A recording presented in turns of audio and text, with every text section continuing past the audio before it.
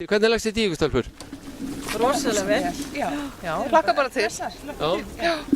Þú varst í fyrra, Tinna, hvernig svona leggst þetta núna í þig aftur? Jú, leggst bara rosalega vel í mig. Ég er svona aðeins öðruvísi formi, búin að æfa öðruvísi þetta árið, minna á fjöllum, en þannig að maður bara rennir svolítið blend í sjóinn með þetta og sé bara hvernig það fer. Já. En þið, stelpur, hvernig er svona tilfinningin? Þetta er náttúrulega rosalega fyrir undirbúningur hjá þér og Sigga og þetta er bara tilhökkun.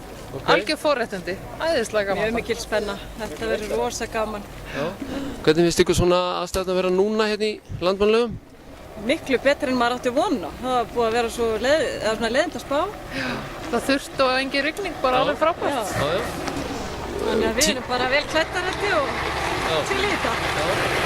Hvernig eru þið að plana hérna hlaupið tímalega sig? Hvað eru þið búin að setja stefnum á einhver tíma? Já, þið settum á 7-10 en ég er svolítið sterk upp og niður þannig að mér langar að fara undir 7. Sjáum til hvað gerist. Helga? Það væri algjör draumur að ná að vera aðeins undir 7. Það væri æðislegt. Tinna? Já, ég fór 6:36 í fyrra.